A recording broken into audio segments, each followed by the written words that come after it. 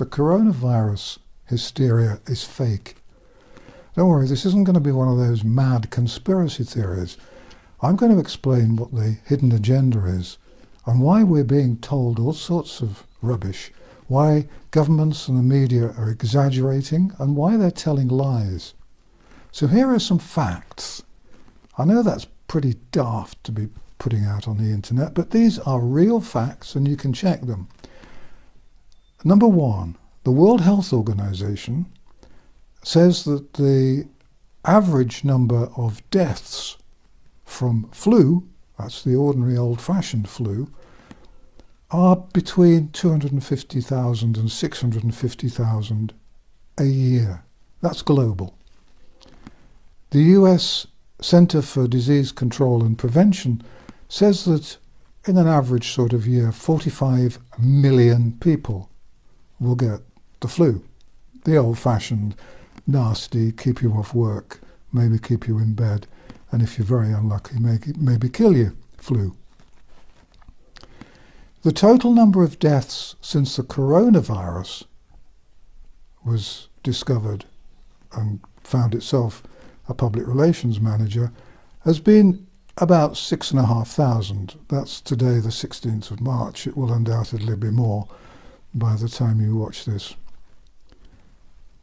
The number who would have died from flu, ordinary common or garden flu, in a bad winter period would be at least 10 times that. 10 times the number of people who have died from the coronavirus so far altogether, and nobody really seems to know when it started. It might have been last November, it might have been January. Either way, that is a hell of a lot less than would have died from the ordinary flu. Now the strange thing is that the figures for ordinary flu seem to be rather unavailable. The British government has said that it has no figures for ordinary flu at the moment. Well, normally they keep figures, but they seem to be not keeping figures at the moment. Are they mixing up the flu figures with the coronavirus figures? Who knows? The forecasts at the moment are quite obscenely huge. The experts, and I use that with inverted commas around the word, the experts are claiming that 80% of all people in all countries will get the coronavirus, and the number of people who will need to go to hospital will be measured in many tens of millions. In the UK alone, they're talking about 8 million people in hospital with the coronavirus. Nobody knows how on earth they know this because they're just pulling the figures out of the air. The interesting thing is that the World Health Organization says that it is actually more difficult to catch the coronavirus than it is to catch ordinary flu. The drama makers are claiming that all these people will die. One newspaper in the UK had the headline, "People will die." Well, people die falling down the stairs. People die falling off horses. It's very sad, and people die in all sorts of different ways. But there isn't really any need to get scary about it unless you've got some solid figures. They haven't got any solid figures. So what's going on? Well, this isn't the first time that governments and the media have exaggerated scares. You may or may not remember the AIDS scare in the 80s and 90s, when it was suggested by the British Medical Association that everyone in Britain would be touched by AIDS. And there were thousands of millions of people who were terrified out of their wits. A lot of people were committing suicide because they were so worried. And at one point in the United Kingdom, there were more people employed to look after AIDS patients than there were AIDS patients. I mention this only to show that this isn't the first time that we've had a scare. Remember SARS? Remember the pig flu? Remember Ebola? From time to time, governments feel a need to scare us. It's what they do, and they like to keep us under control. But what's going on this time? This time, I think, is rather different. The government in the UK is targeting the over 70s. Anyone over 70 will shortly be told that they have to stay in their home for 4 months. They won't be allowed out. They can't go to the doctor, they can't go to the dentist, they can't go to the optician, they can't walk the dog. Food supplies will be placed on their doorstep so that they can nip out, grab their groceries off the doorstep and take them back inside. Even prisoners get better treatment than that. Even prisoners get access to doctors and dentists.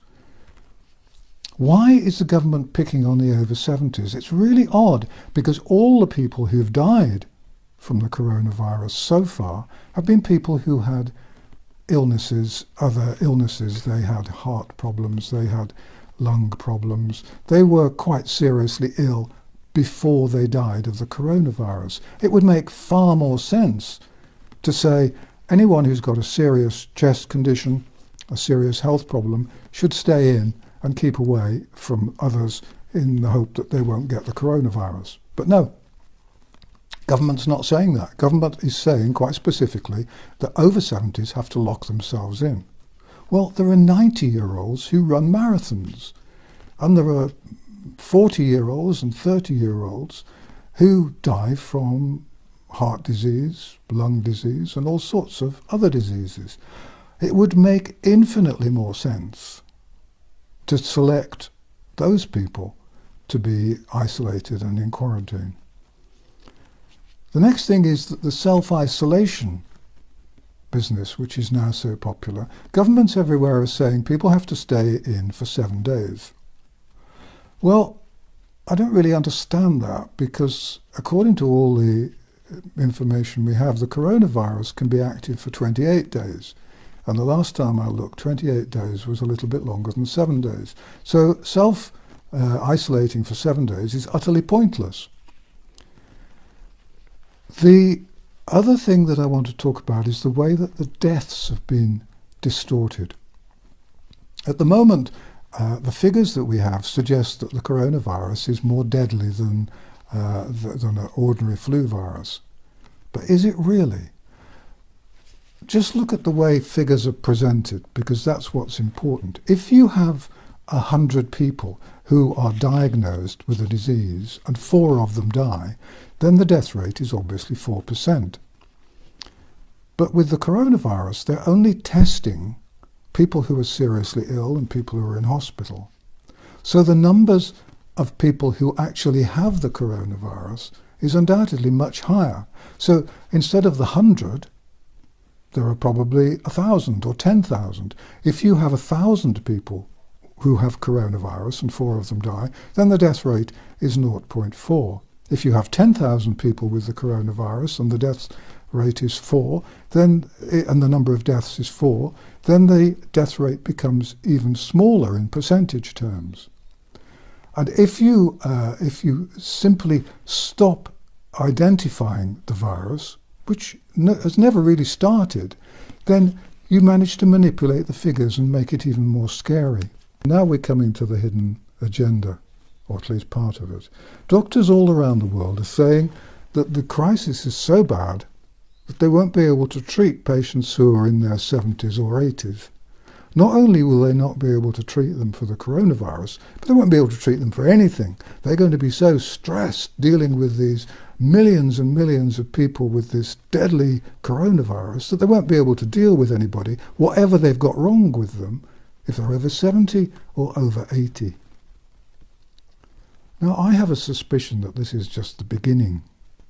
I think that what's happening here is the demonization, the marginalization, the dehumanization of the elderly, because the elderly have become a global problem in economic terms. All those pensions are destroying the economic viability of a lot of countries.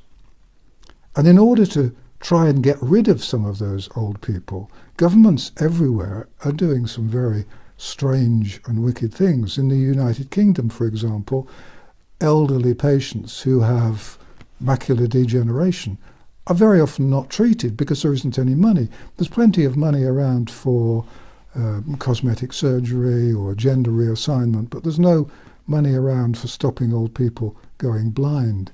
The United Nations has decreed that if someone over 70 dies, then they don't really matter because they don't count. And so nations everywhere are very happily welcoming this because it gives them a chance to kill off the elderly without it looking bad for the nation's health services. Younger people may welcome this, but they might also like to think of two things. One, if you're 30 today, you'll be in the danger zone in not too many years' time. And secondly, if 70 is now the cut-off time, and doctors are going to say, we're not going to treat anyone over 70 because they're not worth treating and we haven't got the resources, when will it become 60? And when will it become 50? Those are things that we all need to be very careful about. There's another thing as well.